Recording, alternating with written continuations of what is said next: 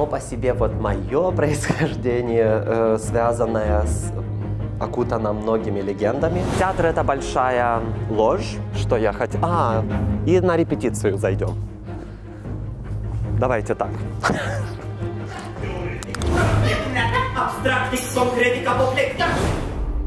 Молдова – это страна с богатым культурным и этническим разнообразием. Исторически она находилась на перекрестке влияний Восточной Европы, Балкан и Центральной Азии, что повлияло на генетический состав ее населения. Наша ДНК хранит память о том, как наши предки шли через века, как боролись, как создавали и сохраняли свою уникальную культуру. С каждым поколением, с каждым новым человеком рождался не только новый организм, но и продолжение древней истории. В наших жилах течет кровь тех, кто когда-то придумал первые узоры на тканях, кто учился читать звезды и расшифровывать их загадочные послания. И эти узоры, эти звезды передавались не только в словах и песнях, но и в самом теле. Наша ДНК, как древняя рукопись, записанная на языке молекул, где каждый ген — это слово, а каждое изменение — новая глава. В программе «Код нации» наши герои расскажут свои семейные истории. Каждый пройдет тест ДНК и узнает, какой путь прошли их предки. Друзья, герой сегодняшнего выпуска проекта «Код нации» Павел Ермаков, руководитель отдела маркетинга Национального театра Лучафору. Его профессионализм и креативный подход помогают театру привлекать новую аудиторию и сохранять интерес к культурному наследию. В этом выпуске мы узнаем, как искусство и маркетинг пересекаются, а также откроем для себя его этнические корни. Само по себе вот мое происхождение, связанное с окутано многими легендами. И моя бабушка была моей опекуншей. Я вырос без биологической мамы и биологического папы. И из-за этого они все время придумывали разные истории, чтобы скрыть, почему их нету. Все время кто-то: ты знаешь, что твоя мама не настоящая мама, а на самом деле бабушка. И вот тогда очень много родственников, много соседей и дети придумывали очень много историй. Я думаю, они их придумывали. Несколько из них позже оказались неправдой. К примеру, что мой папа был москвичом, а оказалось, что он был парнем с Чикан, с русскими корнями, но то он был с Чикан, как и моя мама тоже родилась на Чиканах, без какой-то там магической любви в других городах. Были по происхождению моей прабабушки. Она румынка, она переехала в Молдову, когда перед началом Второй мировой войны. И про нее тоже говорили, что ее дед был евреем, и родители, наверное, тоже были евреями. Тогда было более закрытое общество, люди больше женились на представителях своих же конфессий, этнических меньшинств. Такие. По французов что-то в какой-то момент, кто-то там... Но это было связано с отцовской линией, что кто-то по отцовской линии бежал из Москвы во время революции и встретились в Париже там с кем-то, и вот так появился мой дедушка, от которого потом появился мой отец. Но этот миф уже бастет, его мы опровергли. Открывайте рот. Спасибо. Для проведения ДНК-теста мы собираем генетический материал. В нашем случае это простой и безболезненный мазок из полости рта. Затем образцы тщательно упаковываются, маркируются и отправляются в специализированную лабораторию. А уже в финале серии героев ждет главное. Они узнают не только, откуда родом их предки, но и где сегодня живут их родственники, о существовании которых они даже не подозревали.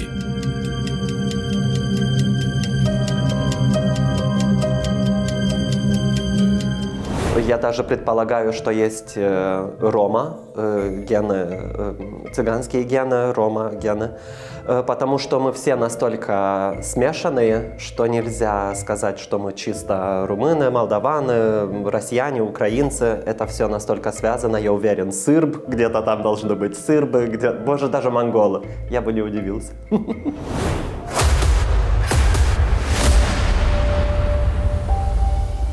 Театр — это большая ложь, в которую хочется верить, поэтому вот вы видите эту тюль. Это все ремонт, который мы сделали в этом году, и ребрендинг, который мы делали. Тут вот мои коллеги-актеры. Все красивые, почти все талантливые. Это моя идея для фотозоны. Если вы в театре Лучафорул, то вы здесь должны сделать себе фотографию. Как-то да. И сейчас, если хотите увидеть закулисье, вот тут я включу. Будем готовить атмосферу. Хорошо. Оп.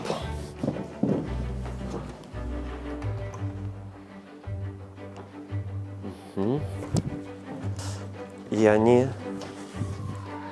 Сейчас поменяется свет. Хоп. Это наш сценограф Адриан Суручану. Мы его любим. И он нас тоже любит. Хоп. Такая у нас атмосфера, когда люди заходят перед спектаклем. Проекция Луны, и эта тюль сразу приобретает другое и пространство, и другой... Вот так работает театр.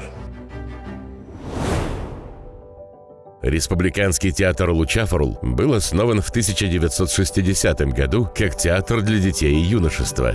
18 августа 1960 года был переименован в Театр для юношества и детей Лучафорул. В 1991 году приказом от 18 марта, подписанный министром культуры Республики Молдова Ионом Унгуряну, Лучафорул получил статус драматического театра и был переименован в Республиканский театр Лучафорул. Отсюда актеры заходят на сцену, и тут они играют в спектакле. Так выглядит сценография, когда нет сценического света. И там художественный руководитель и режиссер этого спектакля, он обрисовал те стены в баре, и почти весь ремонт был на его гебе. И так выглядит голый зал. Это только когда репетиция. Обычно он заполненный. Детали спектакля. Село. Хотите прикол? Пиу. И теперь ночь в селе. Во второй половине 18-го, начале 19 века в Молдове стал расти интерес к классической и современной европейской культуре. Были переведены труды Софокла, Еврипида, Метастазио, Вольтера, Мольера. В начале 19 века появились первые местные драматические произведения, автором которых был Костаки Канаки: «Суд женщин», «Любовь и все таланты», комедия Константина Конты. Тогда же увидела свет и комедия неизвестного автора под названием «Аргеевский Сердар». Это произведение обнаружил и открыл для публики писатель Василий Александрий. По его мнению, произведение было написано в 1811 году и являлось попыткой высмеять карьеризм. В местных любительских представлениях начала XIX века принимали участие ученики тогдашних немногочисленных школ, дети бояр и чиновников. Спектакли ставились на греческом и французском языках. Инициатива основания первого молдавского национального театра принадлежала известному писателю, ученому и художнику Георгию Осаки. В 1816 году он перевел, переработал и поставил с помощью артистов-любителей на импровизационной сцене в доме одного из бояр пастораль Геснера и Флориана «Миртил и Хлоя». Театр – это настоящий лабиринт. Она так должна быть, так задумана. Она не туалеты. О! Я думаю, там еще полный бардак. Вот атмосфера постановок.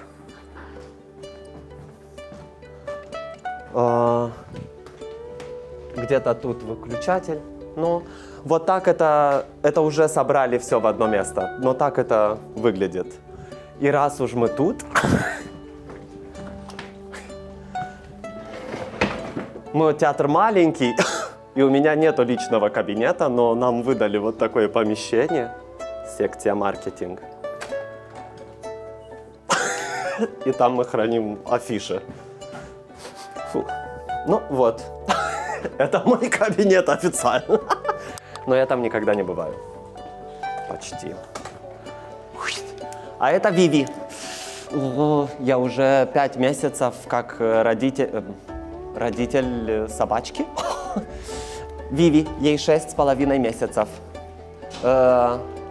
Ее нашли в коробке возле мусорки. И мы увидели в сторис ее фотографию и сказали, мы хотим ее удочерить. И мы ее удочерили. А тут можете увидеть Дорина, одна наша коллега, ее поцеловала. Красотуля. Пик. Давай. Хай, Виви. Хай. Чу. И она вот так вертится. А там... Хоп. Это Влад, наш друг и будущий мега-инфлюенсер. Фэшн-инфлюенсер, лайфстайл-инфлюенсер, да? Да. Он не понимает вообще русский язык. И вот прекрасный театр Лучаферу, такой маленькая экскурсия. Я надеюсь, я все вам показал.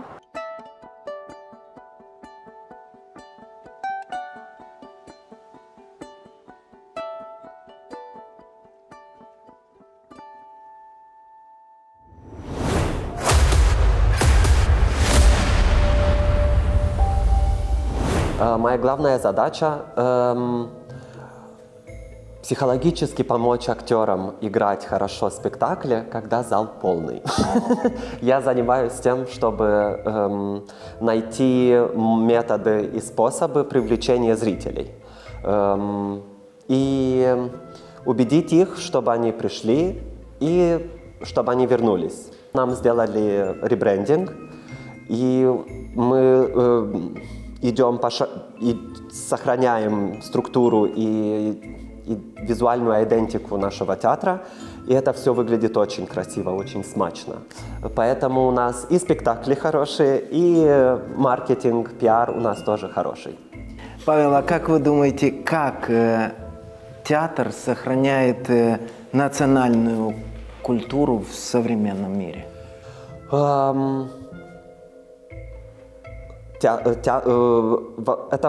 Это как бы вопрос, что такое театр.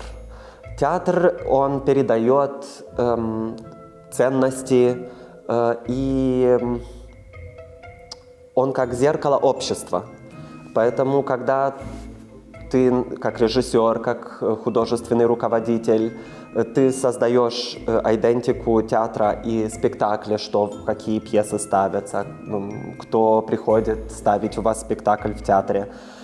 Ты исходишь от того, что говорила бы публике, которая придет на спектакль. У нас есть несколько спектаклей, которые очень аутентичные.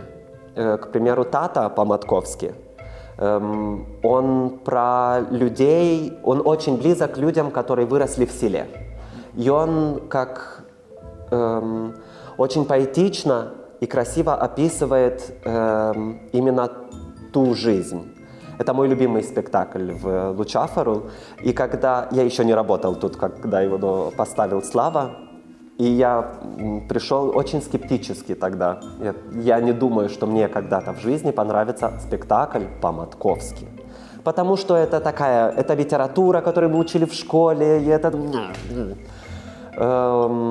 Но я пришел, увидел, я просто потерял дыхание. Да. Это фантастический спектакль. И вот тут встречаются и новые новшества в сценографии, в постановке, актерский подход и текст очень классический, очень матковский. Я помню, я был на премьере со своей младшей сестрой, и мы даже пригласили нашего отца. Да, и он тоже присутствовал. Он, конечно, был в глубочайшем эмоциональном шоке, но это и была наша цель. Ce mai faceți?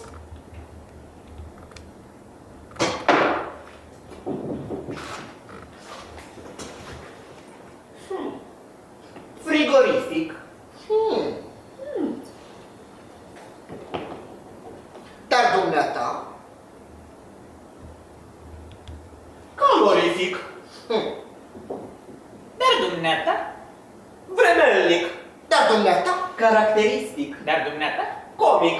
Dar dumneata? Melancolic. Dar dumneata? Diurnic. Dar dumneata? Nocturnic. Dar dumneata? Etimologic. Dar dumneata? Adipos. Dar dumneata? Acefalic. Dar dumneata? Agnostic. Dar dumneata? Amfibic. Dar dumneata? Teoretic, practic. Dar dumneata? Abstractic, concretic, apoplectic. Dar dumneata? Adenitic, artritic, asteroidic, astrolabic, balalaicic, baobabic, basculantic, bisexivic, cacologic, calipigic, canicularic, cipitoric, ciupitoric, decrepitic, dihotomic, dionisiac, draconic, ecleziastic, endosmotic, esoteric, euforic, extatic, fantastic. Dar dumneata...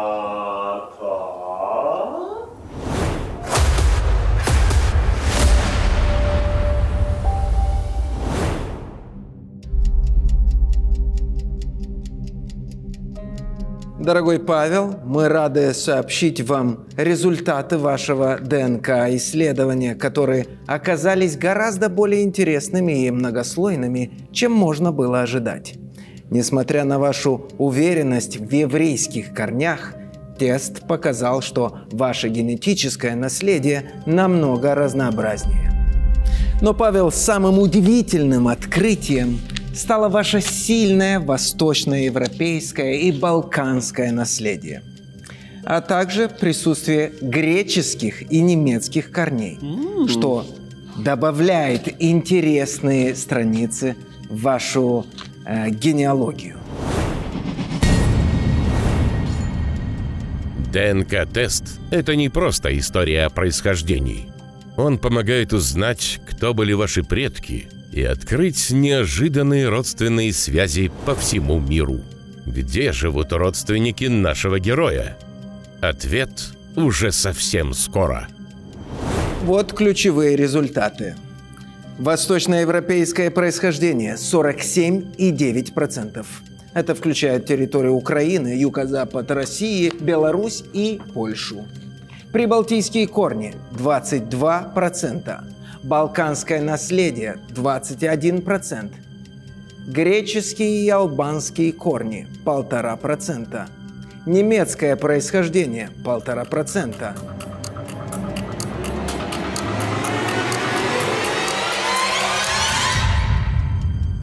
И, Павел, вы являетесь на 5,6% ашкеназским евреем. Мои поздравления! Я знал, я был уверен. Кроме того, исследование выявило 13 112 дальних родственников по всему миру, в том числе в таких странах, как США, Германия, Великобритания и Финляндия. Ага, Suomea. Павел, эти результаты демонстрируют удивительное разнообразие вашего происхождения и открывают новые горизонты для понимания вашего уникального генетического наследия. Павел, ваш результат. Спасибо за участие в проекте. Вам спасибо. Одним из самых интересных аспектов анализа является генетическая связь Павла Ермакова с Изяславом Ингваревичем, представителем династии Рюриковичей. Изяслав Ингваревич, князь Дорогобужский, был военачальником в Галицко-Волынском княжестве и погиб в битве на реке Калке в 1223 году. Его останки были обнаружены в 1989 году в гробнице на территории Луцкого замка. ДНК-анализ Павла Ермакова разрушает стереотипные представления о национальной идентичности и показывает, насколько сложным и многослойным может быть генетическое наследие. Его история подчеркивает, что понятие этнической принадлежности выходит за рамки субъективного восприятия и глубоко связано с историческими миграциями, культурными взаимодействиями и многовековыми изменениями в составе народов.